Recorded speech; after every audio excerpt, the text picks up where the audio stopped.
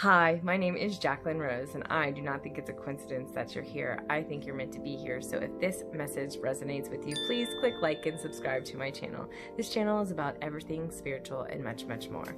So today I'm talking about music and how it programs your subconscious. So the first step is the awareness. Awareness is everything. Awareness that music is programming you, okay? When whatever we take in our external environment literally is programming our subconscious. If it's music, if it's TV, if it's the people that we're around, everything, all the information that we take in is programming us. So you must be aware of that. And you must be aware of that when it comes to music as well. For instance, when you are repeating affirmations over and over again, I'm beautiful, I'm courageous, I am intelligent. If you say these things over and over again, you begin to create a belief within yourself, right? So if we're listening to songs over and over again that say, one of my jams, I'm gonna tell you, I love Chronic 2000. That is one of my favorite albums. It takes me back to a day when I was much younger and having fun. And so I did realize, though, I'm saying all these bitches and all these hoes, right? Saying it over and over again. And you desensitize yourself to these words as well. And it is programming your subconscious, and it's programming a generation of people to think a certain way about certain ethnicities, certain way about women, certain way about business and money. This is all we literally are repetitively saying these things and singing them because they're tunes, right? And so you must be aware of what you're listening to. So on top of that, I don't want this to be the end-all, be-all. Like, it doesn't mean that you can never listen to Chronic 2000, because that's not going to happen, right? I'm going to listen to it. But if once you're conscious of it and you're aware of it, then I feel like it doesn't affect you as much. And also, I don't listen to it every day. I'm not listening to it on repeat. I personally love music that makes me feel happy. But I do notice when I listen to music that are saying, like, derogatory things towards certain type of people, and I'm aware of it, and sometimes it doesn't make me want to listen to it as much. So definitely the awareness is key, and knowing that just like affirmations, music is like you repeating affirmations over and over again. So if you're gonna sing I'm happy, you know, over and over from Pharrell, you get happy, right?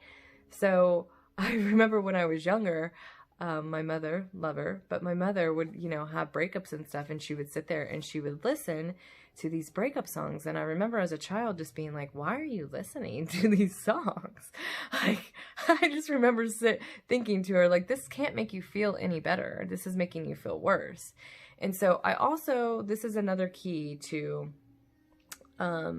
music and programming your subconscious, that you're also, you know, there's our own energy field that we have around us. And I know this is a little woo-woo and a little out there, esoteric, but there's also a collective energy amongst the world. We know this. Like, obviously, we're going through a pandemic, and everybody is feeling this overwhelming kind of fear energy, unless you consciously go in and try not to take on that energy. But when it comes to music, you're also picking up the energy of everybody that's listened to the music, the artist that was singing the music. So all of that energy goes into one thing. So you pick up on it. We pick up on all kinds of energies that we're not aware of because we were told that we do not, but we do.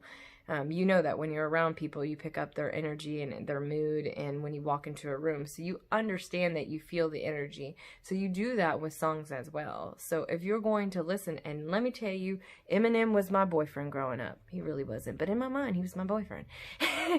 But he was angry, and I get it. I get the culture of being angry, and I understood him. But that is angry music, and when you listen to it, you tend to be angry and be, like, fuck the police, and fuck this, and fuck that, right? But do you really want to do that every day? Is that really going to put you in a good mood? That's where the awareness comes in. Are you aware that this is actually going on, and it is affecting everything in your life? So I'm not saying, like, get rid of the music. I'm just saying you might want to limit it, or just be aware of how it affects you. Do experiments. When I listen to this music afterwards, is my day going better, or is it going worse? Am I thinking certain things? Am I judging people? Am I angry at people? just do experiments in your life and see how it works for you. And also, I wanted to say, like, the music that you listen to, and this is kind of what I was saying earlier, is it does create beliefs in your system.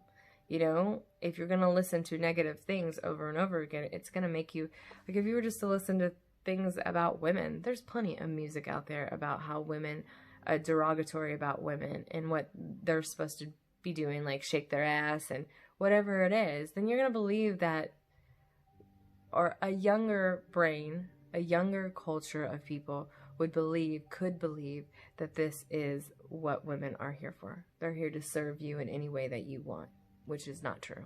Just like a man is not here to serve you in any way that a woman wants.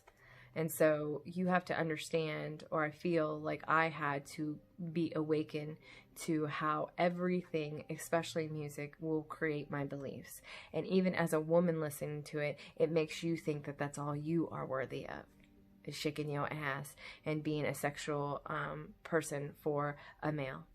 And you may not know it, but I know now, looking back at the decisions that I made as a child, and I love music, and based on the music that I listened to, how I valued myself as well, because I felt like the world valued me, and my worth was in the way that I looked and how I was sexy to other people. And so you just have to be very aware and cautious. I ain't saying don't jam out, because I jam out, right? But awareness is key. I hope this helps somebody. Much love.